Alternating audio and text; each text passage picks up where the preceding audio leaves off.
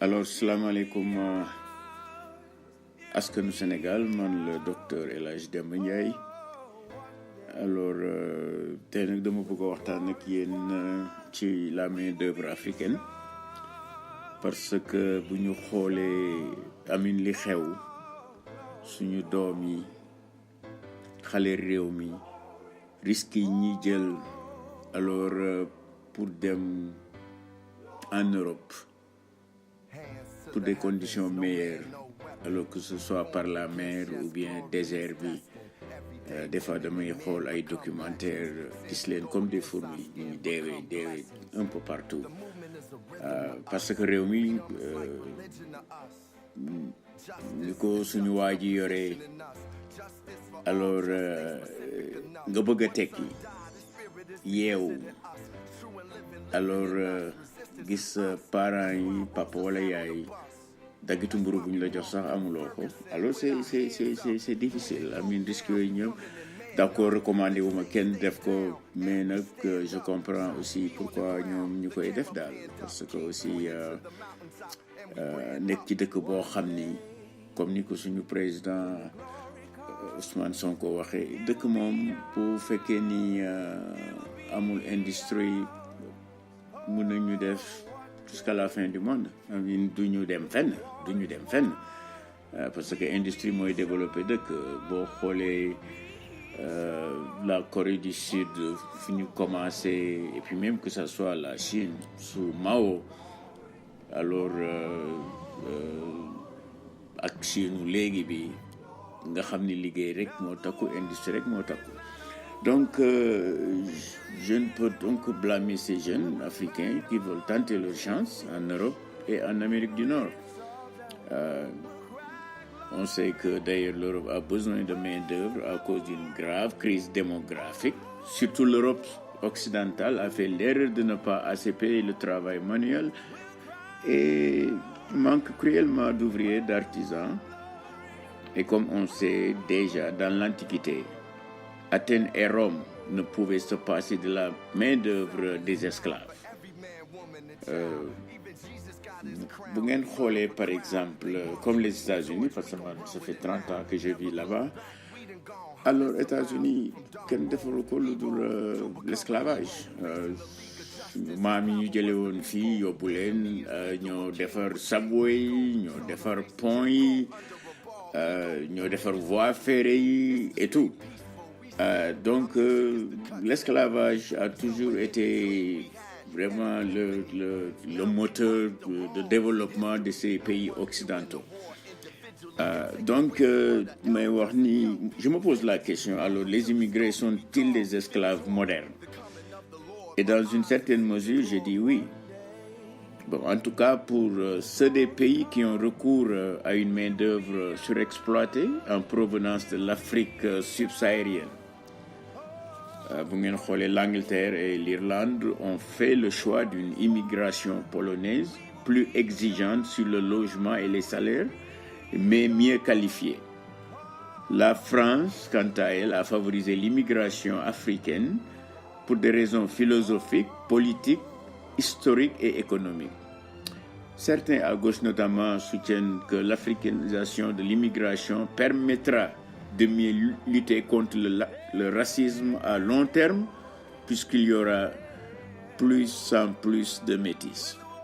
Well, c'est sincère, mais un peu naïf, car il faut voir la situation peu enviable des métis en Afrique du Sud ou au Brésil.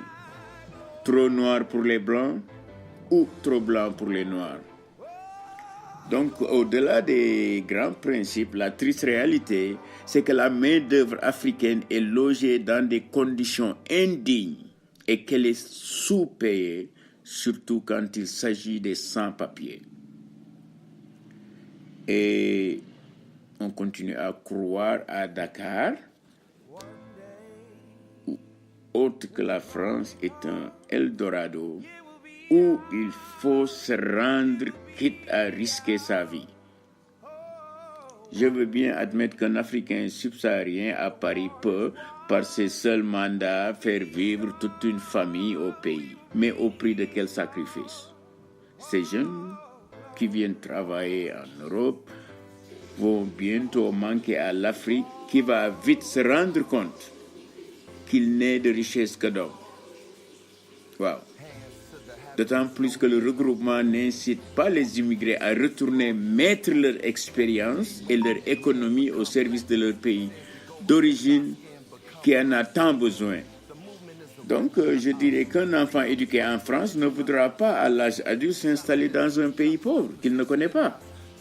Bon, donc moi, j'ai des enfants qui sont nés aux États-Unis. Bon, et à chaque fois que la famille est à table, je saisis l'occasion pour entretenir de sérieuses conversations avec mes enfants qui sont américains par naissance, mais africains d'abord.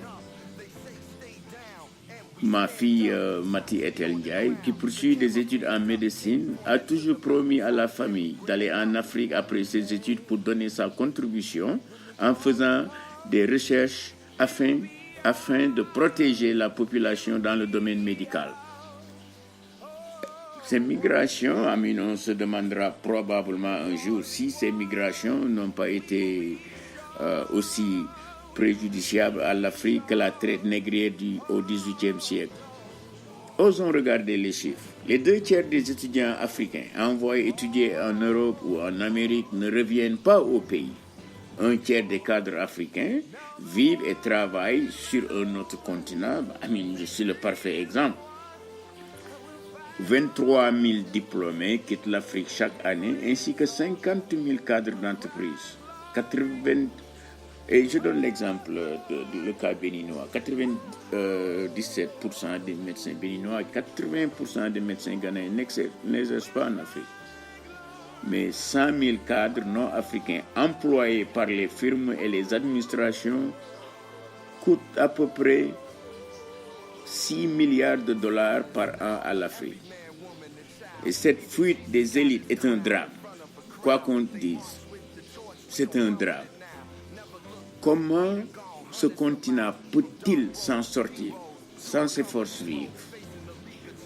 J'irai même plus loin. L'immigré africain qui donne les économies de sa famille à des passeurs et qui est assez entreprenant pour s'engager dans une aventure qui lui fera parcourir des milliers de kilomètres dans des conditions périlleuses manquera aussi un jour à son pays natal.